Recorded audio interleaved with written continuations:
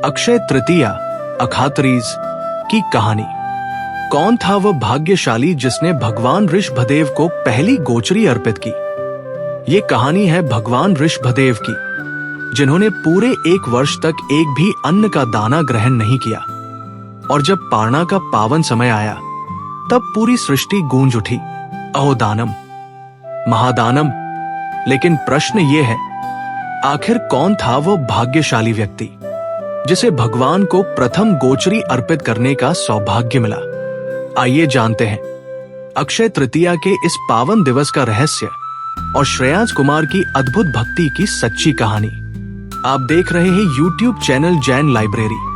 जैन धर्म की ऐसी प्रेरक एनिमेटेड कहानियां देखने के लिए हमारा चैनल जैन लाइब्रेरी सब्सक्राइब करना मत भूलिए। वीडियो पसंद आए तो लाइक, शेयर, कमेंट और हाइप अवश्य करें। नियमित अपडेट प्राप्त करने के लिए हमारे व्हाट्सएप ग्रुप से जुड़े। एक दिन भगवान ऋषभदेव नगर के वन में वन विहार के लिए गए। वहां वसंत ऋतु की सुंदरता को निहारते निहारते भगवान गहरे चिंतन में डूब गए। उसी समय उनके अंतःकरण में संयम मार्ग अपनाने का भाव जागृत होने लगा। उसी अवसर को जानकर ब्रह्मा नाम के 5वें देवलों के अंत में रहने वाले लोकांतिक देव वहां प्रकट हुए।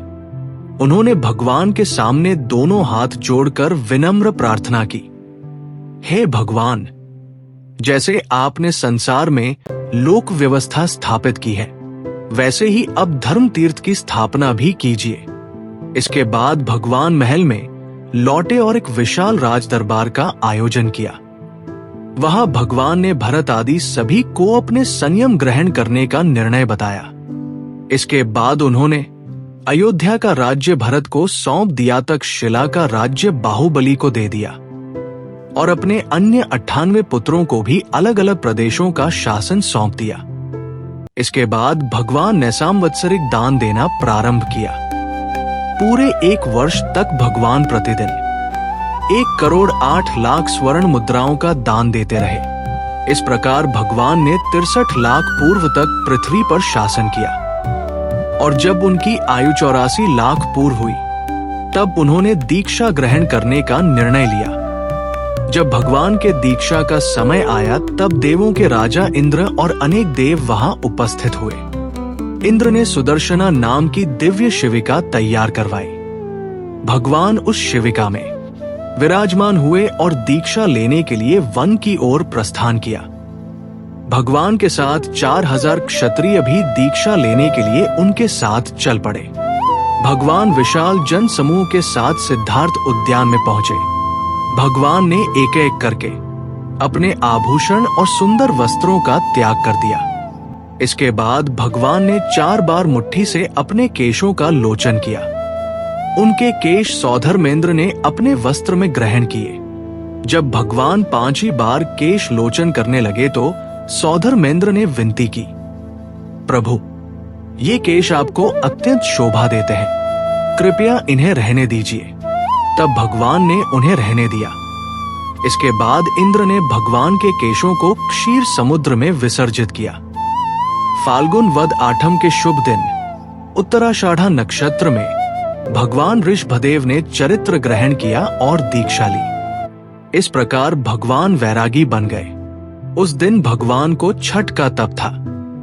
उसी क्षण भगवान को मनः पर्यय ज्ञान प्रकट हुआ। भगवान के साथ कच्छ, महाकच्छ आदि 4000 क्षत्रियों ने भी संसार का त्याग कर दीक्षा ग्रहण की। दीक्षा ग्रहण करने के बाद भगवान ऋषभदेव ने मौन धारण किया और विहार करने लगे। जब पारण का दिन आया, तब भगवान गोचरी के लिए नगर में पधारे। लेकिन लोगों को यह समझ नहीं था कि भिक्षा में क्या अर्पण किया जाता है। जब लोग भगवान को देखते तो वे उन्हें राजा समझकर अनेक प्रकार की दिव्य वस्तुएं अर्पित करते। कोई रत्न, मणि और सोना अर्पित करता, तो कोई दिव्य वस्त्र और आभूषण अर्पित करता, लेकिन कोई भी आहार का दान नहीं देता था। लोग सोचते थे, आहार देना तो बहुत साधारण बात है, ये तो भगवान को देना उचित नहीं होगा। जब भगवान को आहार नहीं मिलता, तो वे वहां से आगे विहार करने लगते। इस प्रकार भगवान ऋषभदेव को कहीं भी आहार नहीं मिला।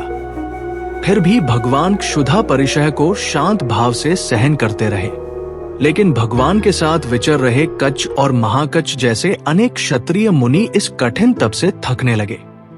भगवान तो मौन थे और उनके समान कठोर साधना करना सभी के लिए संभव नहीं था।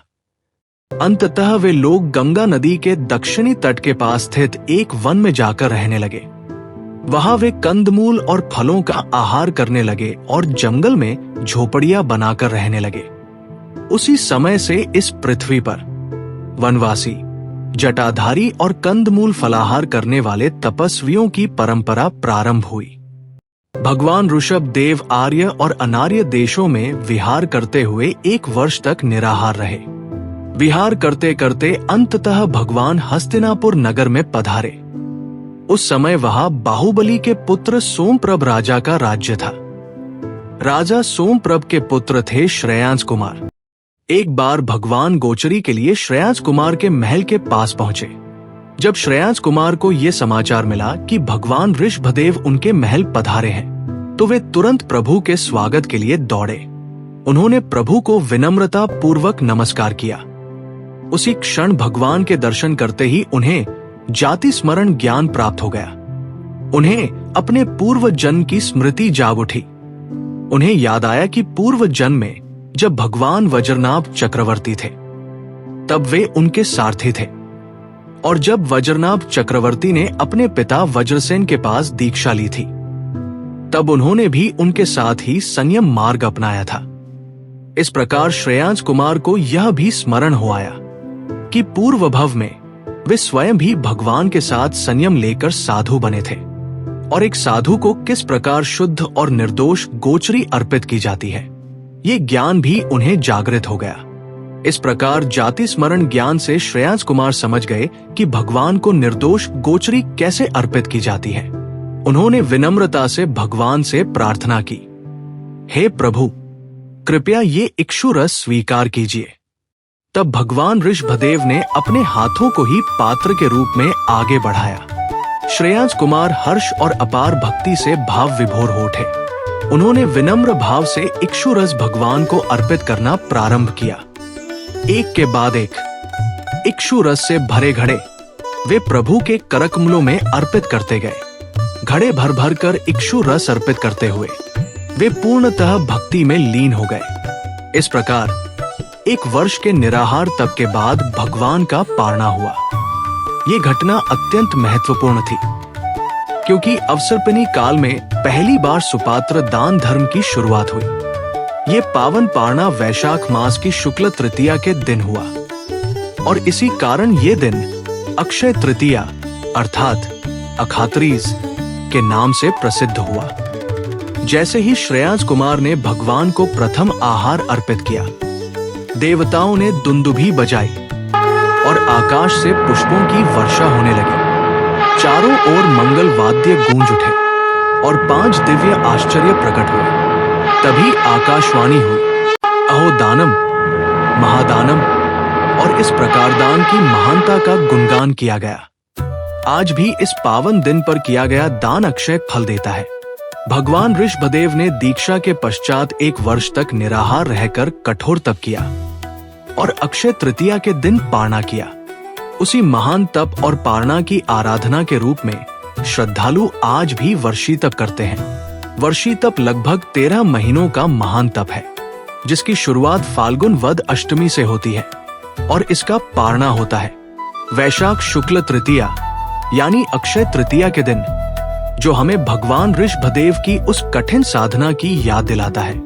अक्षय तृतीया केवल एक पर्व नहीं, बल्कि उस दिव्य क्षण की स्मृति है जब भगवान को पहली बार आहार अर्पित किया गया। और वर्षी तप उस महान तप की आराधना है जो हमें संयम और त्याग का सच्चा मार्ग दिखाता है। आइए हम भी इस पावन अवसर पर श्रद्धा, संयम और दान के मार्ग पर आगे बढ़ने का संकल्प लें। जैन धर्म के ऐसे तारलों की अनसुनी और प्रेरणादायक कहानियां सुनने के लिए हमारा चैनल जैन लाइब्रेरी सब्सक्राइब करना मत भूलिए। वीडियो पसंद आए तो लाइक, कमेंट, हाइप और शेयर अवश्य करें।